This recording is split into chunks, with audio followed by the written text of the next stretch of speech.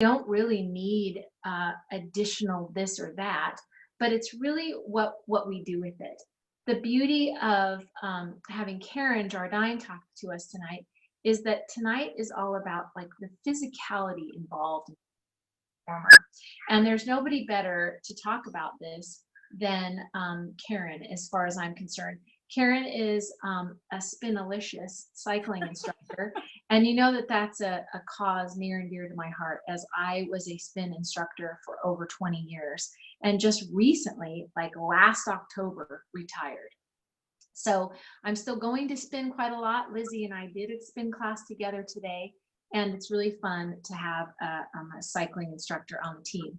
Karen and I went to high school together.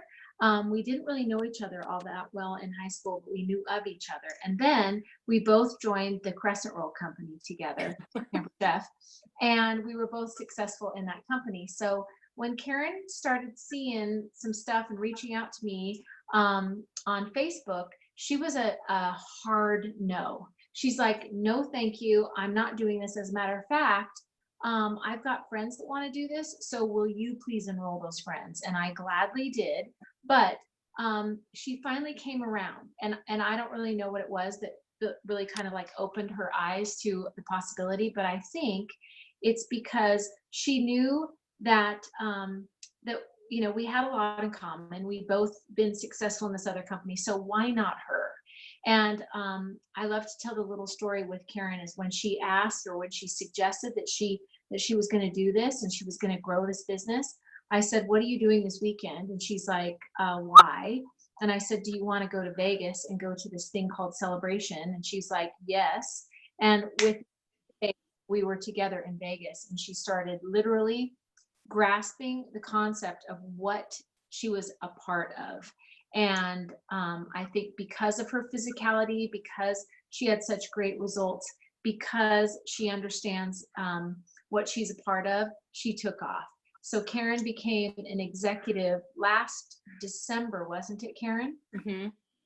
So with a lot of hard work and dedication, everybody here can do the same, because I think you did it in like 1 month's time. It was like you made your mind up in the fall, and you became an exec maybe on New Year's Eve, as I recall it. We were down to the wire, but you were working for an incentive, so it was cool. So I'm going to turn the floor over to Karen Jardine. Yay! Thank you. Thanks, Sybil.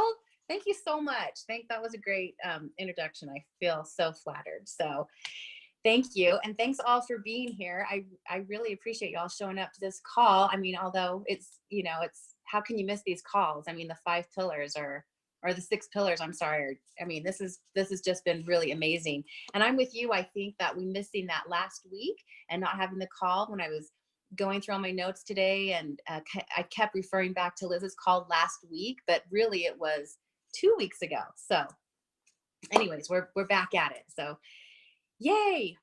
Okay. So I'm talking tonight about physiology, and referring back to what Brendan Burchard says about physiology. He says physiology helps you achieve higher levels of performance each day. Your physiology helps you achieve higher levels of performance each day. So think about that. If your physiology isn't where you want it to be, or you're not feeling that great, or your energy levels are low, you're not going to be a high level achiever. But if it is where you want it to be, then you will be a higher level achiever. So going back to the definition of physiology, I was looking through all the definitions, and I'm just going to sum it up. And it says anything physiological has to do with the body and its systems. So imagine this. So imagine your physiological response. Imagine yourself sitting in a scary movie and you're terrified, and you feel your hands start to get sweaty, right? And your armpits kind of get sweaty and you're super nervous. That's your physiological response to your fear. So, and you might feel that if you are thinking about making a phone call to somebody that's on your list of people that intimidate you, you might start to feel that way. Or if you're going to send a message out to somebody on Facebook Messenger And they're one of the people that intimidates you, and you're just like, oh, but I said I was going to send it to all my Facebook contacts, and now this person's up, and you might start to get that sweaty feeling. That's your physiological response. That's your body reacting to that situation. So the root word of physiological, phys is, it refers to your body, like phys ed, and ology is the study of. So it's just the study of your body. And then back to what Brendan Burchard says about physiology. He says this is a quote, so I want to read it. He says, we all know that we should closely manage our sleep, our workouts, our nutrition, and our health. But few people consistently care for their well-being, which is why so many people drop off or plateau in their success.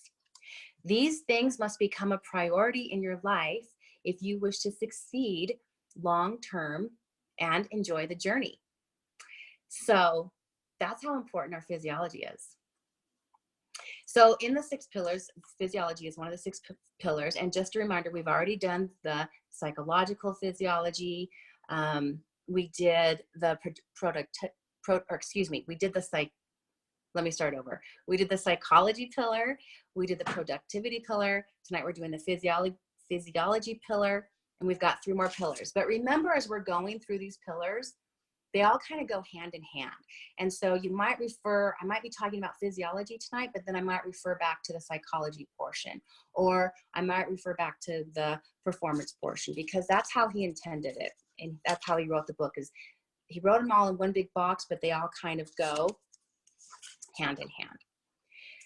So when he talks about physiology, he talks about energy and how it relates to physiology. And he talks about, like, how do you wake up in the morning, and how do you cultivate that energy, and how do you maintain that energy throughout the day? And he talks about the 3 energies. There's mental energy, emotional energy, and then the physical energy. So mental energy is like your focus and your stamina and your ability to manage complex tasks without a lot of stress. The emotional energy is the quality of your positive emotions, and your physical energy is just that. It's you being physical and the energy that you get from that. A note on that physical energy, he said, high performers are more likely to work out at least 5 times a week, which I thought was super interesting. And you think about all these, the high performers that we know in our life, and, the speakers that we go listen to. It's true, they keep themselves pretty physically fit. And so anyways, he said, your CEOs, your business owners, those kind of people are likely, they put out as much energy as athletes. And so it's super important for them to keep up their physiology, their physical fitness. High performers, he said, high performers have better well-being and happiness and conditioning than anyone else. If you want to achieve your dreams, you must care for your body. You don't have happiness, so you don't, I got mixed up on my notes here. You don't have energy, you create it. You physiologically, how do you say that word, Sybil? Physiologically. There you go. It's a tongue twister. Well, and what he often said throughout the whole weekend was, a power plant doesn't create energy, it generates it. Exactly. So the first thing I want to talk about is, let's just talk about energy. I'm going to go through all 3 of them. But the first one I want to talk about is your physical energy, and how you have to have that energy to show up. Like, you just have to even have that energy to show up. And you think about an athlete, and think about yourself. An athlete may not always want to show up on that football field. You may not want to always show up to your gym class, but you do it because you're going to create the energy to do it. when it comes to the eating portion or the nutrition portion of that, so an athlete doesn't just show up to the field and like be ready to give that energy and be ready to perform and be ready to play that football game. They've prepared for it. And that's the same way with us. They're just like us. They want to eat that Halloween candy or they want to eat that Christmas candy, but they know if they eat that Halloween candy for lunch or that Christmas candy for lunch, they're not going to be able to show up. And that's the same thing with us. If we eat that candy, we're not going to be able to show up. You know, we're going to eat it for lunch and then we're probably going to crash. So if you don't really care about showing up, then go ahead and eat it. And he kind of talked about that. And then he also kind of related it to one thing that he does. He cleanses. Just like we cleanse in Isogenics and we know how we feel when we do it, he talks about, and he talks for quite a long time about it, about how he goes through and he does his cleanses or his fasts and all the benefits that we get from that and how that gives us how it gives us energy and how it gives our digestion system a rest and it removes the toxins from our body. We maintain a pH balance and it reduces our cravings, as opposed to, you know, and how you feel all that energy. I know when I cleanse on that second day, that cleanse, I have so much energy, I can hardly sleep at night. Does anyone else feel that way after they cleanse? You just feel like, oh, I have all this energy. And he kind of talked about that, as opposed to referring back to eating that sugar. If you eat that sugar, you feel sluggish, you feel tired, you might feel depressed, you get inflammation, which might cause pain. So he talks about how important that is, as far as the nutrition piece and how he uses the cleansing to create energy, generate energy. Hold on, I lost my way here. So, okay. And then go into the workout. This part of the workout is part of your physiology. So do you ever feel like you're just too freaking tired to work out? You just don't want to do it. You don't have the energy to do it. You don't want to go to the gym. I have literally pulled up to the gym in my car and sat in my car because I don't want to go in there and I don't want to work out. Or I've had to teach a class and I'm just like, I would pay $1,000 to not have to teach this class today. Anyone else ever feel like that? And I find a lot of times when I feel like that is because I've backed off from working out. So when you work out, you create energy. And when you stop, you kind of lose that. So this is one quote that I really love, is you don't exercise because you don't have any energy, but you don't have any energy because you stopped exercising. It's kind of a vicious circle. Anyone ever find that?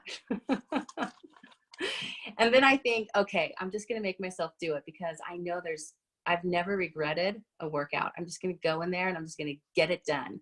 And one thing I like to tell myself, and I heard this from someone and I can't remember who it was, but when it comes to that, when you're feeling that way, and you know that going in there and working out is going to create that energy that you want, is you just tell yourself, listen, I am in sick physical condition and I got to get my butt in there so I can maintain that sick physical condition. And so you can kind of get in there and get that workout done and get your energy back up. So I know it's hard, but if you haven't been exercising, you can start with a walk and go to a run. And we need to remember as well, when we're coaching our new enrollments, our new people, and you're thinking about their physiology, not everybody comes into this in exercising or ready to exercise. I believe, and it worked for me. I came back from an injury. I tore my ACL when I got into Isogenics, and I came back. I was recovering. I wasn't exercising, and because I had been injured and I was coming back, and I started to get the nutrition into my body, and I started to feel good again. Physically, I started to feel great again, but I hadn't been working out. And so when I went back to it, when I started to go back, even to go back and teach a spin class, which I was just like, I'll never not be in good enough shape to do that spinning class. It was rough. it was a reminder to me of how hard it is to come back. And so when we are coaching our new people, we need to remember that, because even back when I first started to become a spin instructor, or I first started to teach fitness classes at all, I was not in great shape. Like, I remember coming back to riding a bicycle or swimming, or even walking on a treadmill or walking outside again. I wasn't in good physical condition. And I remember how hard it was. I remember taking that first class and just thinking, oh, why does anybody ever take a spin class? But you keep going, and I kept repeating it, and then it got easier, and it changed my physiology. So we need to remember that when we're coaching our new people, that it's tough. Like, we may think that it's easy, we may have the energy to do it, but we have to remember that it's tough for them, and that we have to kind of walk them through it. So the physiological benefit of working out is that it does create energy. Okay, let's talk for a second now about emotional energy. So back to the beginning, when I said that all those 6 pillars kind of go together, they kind of go hand in hand, they kind of bounce off of each other. The emotional energy, the physiological, when emotional energy, that is what I'm talking about, it kind of relates to the psychological piece of the 6 pillars. And a psychological tool to improve your physiology is to ask yourself several times a day, what level am I right now in the terms of vibrancy and presence in my body? And I'll repeat that again, because you might want to write that down. What level am I right now in terms of vibrancy and presence in my body? And rate yourself on a scale of 1 to 10. Maybe you're a 1. Maybe you're just feeling completely no energy. Or maybe you're a 10. Maybe you're like, woo!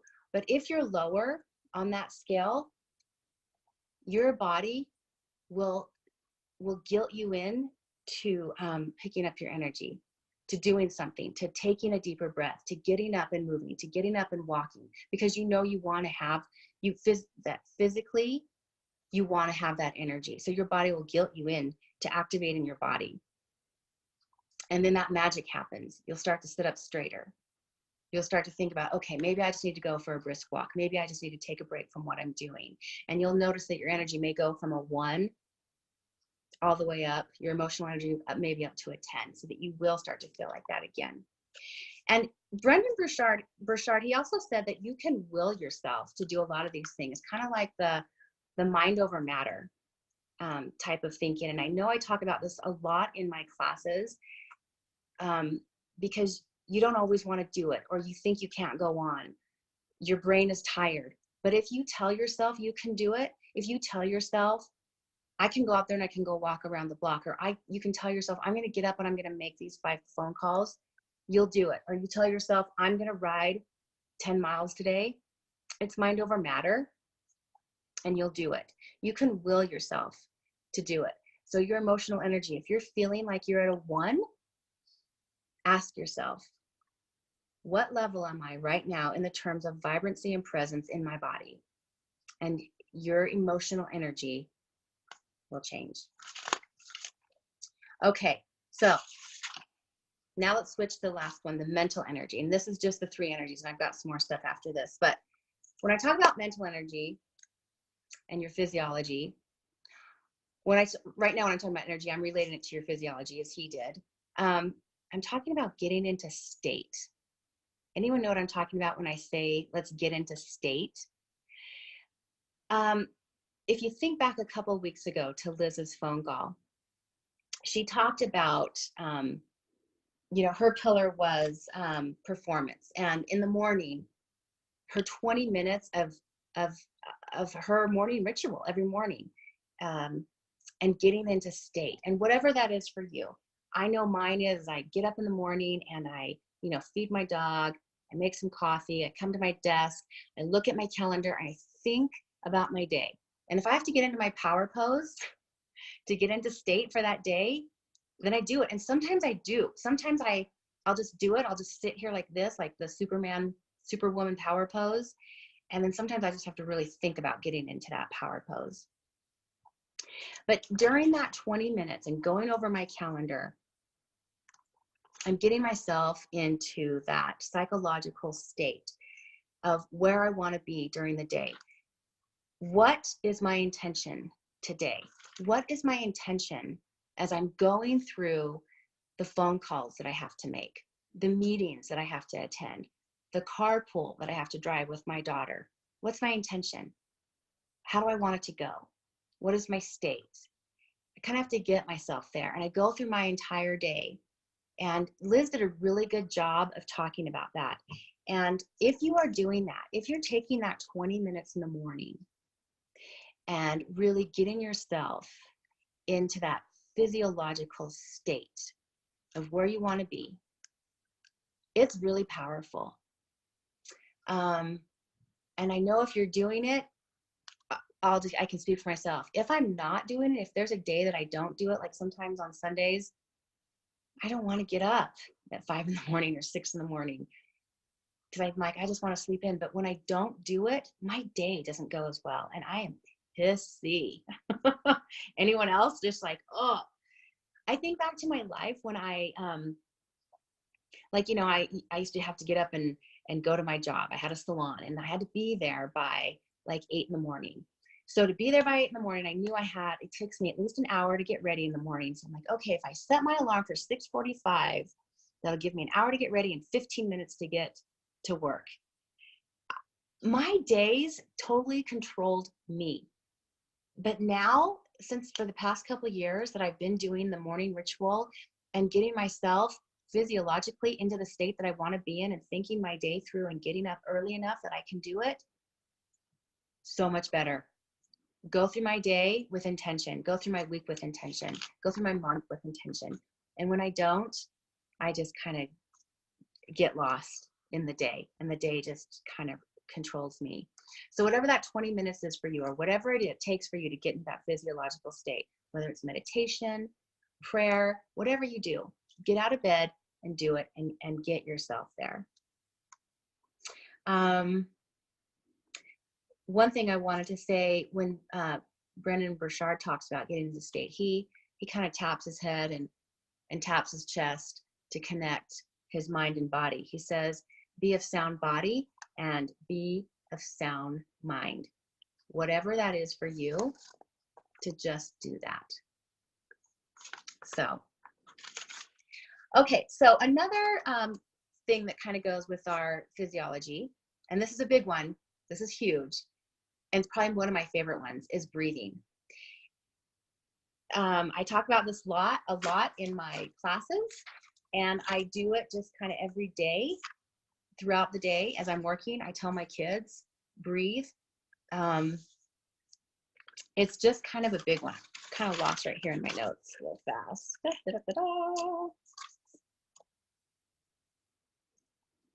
Okay, here we go. Breathing. So have you ever noticed the difference between just breathing, regular breathing, to kind of breathe kind of shallow, and really intentionally breathing, like breathing in through your nose? And then I want everyone to do it with me right now. I can see you all. I can see if you're not doing it. I can see you. So I want us all to do it. You're going to breathe in through your nose, all the way in, fill your lungs, past your lungs, and then hold it in your diaphragm, and then blow it out through your mouth. Let's do it again. In through your nose, out through your mouth. One more time. In through your nose, out through your mouth. How do you feel after you did that? Anyone feel a little more energy? You feel your energy level go up? Yeah. Do you feel calmer? Do you know that it lowers your heart rate? So in my classes, I always talk about, because spinning, anyone ever done a spinning class? And I know a lot of you go to spinning classes. You get breathless, like you're going and going and going, and pretty soon you're not thinking about your breathing. You're like, you're tired, or you're running, and you do the same thing. You're like, because you just don't think about breathing. You're just tired. You just want to get to the end. You just want to get it done. So next time that you're in class, you're spinning, or that you're running, whatever it is you're doing, and you notice you're starting to get the shallow breath, or maybe it's anxiety, maybe it's nerves, and you're stop and breathe in through your nose, out through your mouth. When you're on a bike, you can do it. When you're running, you can do it in through your nose, out through your mouth. What that does is it causes you to not become breathless. If you're breathing in through your nose and out through your mouth, you're not going to become breathless. It lowers your heart rate. So at the end of my classes, I always in through your nose, out through your mouth, because it's going to lower your heart rate. But the other really big thing that it does, that breathing does for you, is when you start to breathe like that, you get all that fresh O2 into your body. And when it hits your muscles, it exchanges into, or when that oxygen hits your muscles, it exchanges into energy. If you have that shallow breathing, you're not going to have the energy that you need. But when you take those deep breaths and you get all that fresh burst of energy into your muscles, it exchanges into energy. And then you breathe all that CO2 out, really completely empty your lungs, so you can take another huge inhale of oxygen. And when you do that, it exchanges into energy in your muscles. And it really is amazing. I swear by it. I do it in my workouts. I do it during my day as I'm working. I do it when I get flustered.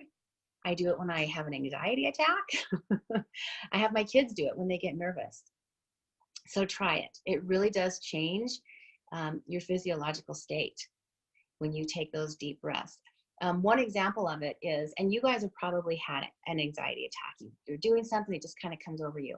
I remember the first time I did a triathlon, and I'm terrified of water. I know I love the water. I love to go to Lake Powell. I do love the water, but I'm terrified of deep water. Even if I can see in it, I'm terrified of it. And so the swim portion really kind of made me super nervous. So I got in there, I was swimming, and all of a sudden I had this anxiety attack. And if you've had one, you know, it comes over you, and there's nothing that you can do. There's nothing you can do. And so I was prepared for it. I knew I was probably going to have one. So I read up on the swim. Like, if you have an anxiety attack when you're swimming, you know, focus on the land, focus on the buoy. None of that was working. Everything was spinning. All these people around me swimming. I'm spinning. I'm thinking, oh my gosh, I'm going to die. But I went back to that breathing technique, and I rolled over on my back and in through my nose, out through my mouth, and it changed everything for me. So breathing is huge. It's a huge piece to change and improve your physiological state. Okay, and then lastly, I want to talk about, how are we doing on time? We're doing good.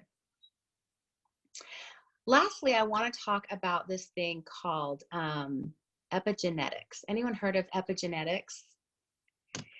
How that relates to physiology is, well, Brendan Burchard, he refers to it, and he talks about epigenetics, and he talks about how you are the user and you are the controller of your genes, and you're also the author of your biological story. So what that means is, you may come, I'm not saying anyone in particular, but you may come from parents that are obese. You may come from a heredity, or, you know, your genes may, like, for example, my mom has high blood pressure. My dad has high blood pressure. I come from a family, they're all great big Portuguese people. That's my genetics. That's my genetic makeup. But there has been studies, and he talked about this, and you can Google it. There's been studies that you can change that. So that may be your genetic predisposition, and I want to read this because I want to get it right. Let's see. You can change your DNA. You can change the function of your genes based on your environment. So If your parents are obese and you think, well, I'm just destined to be obese, you can change that by becoming a marathon runner or just running in general. Not that anyone's going to become a marathon runner, but you can change it.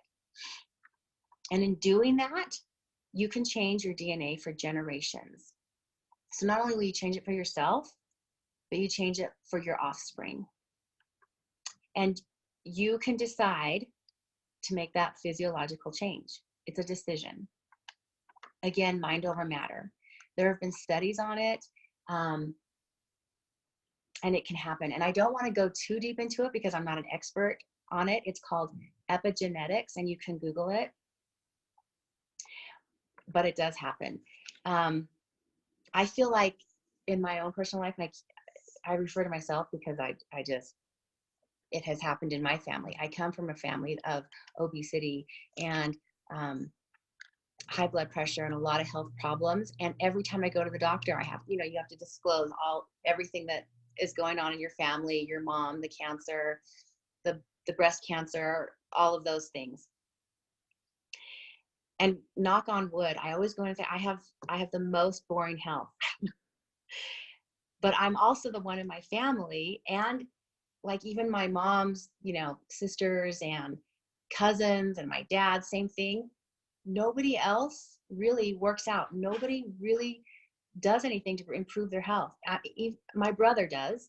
And so my brother and I are alike, but then I have two sisters that don't. And in their brains, they're just like, well, it's in our genes. This is our fate. This is how it is. But they don't do anything differently. And so hopefully, if I just keep doing everything that the workouts and the eating healthy, hopefully I'll keep avoiding all of those things, because so far so good, knock on wood. But anyways, there has been studies that you can change your DNA, that you can do that you can change that. So anyways, okay. So I'm just going to close up real fast with a few, I'm kind of closing up a little bit early. Sorry about that, Sybil. Oh, great. It's fine. It's awesome. Okay. And I'm just going to go with a few quotes from Brendan Burchard. And one quote that I really loved from him is listening and reading some of his stuff. One thing that he said, the time to have the map is before you enter the woods. The time to have the map is before you enter the woods. So in his book, The Habits of High Performers, that's the map, you guys. These calls, this is the map. What our leaders are telling us, that's the map. We're entering the woods and we're given the map.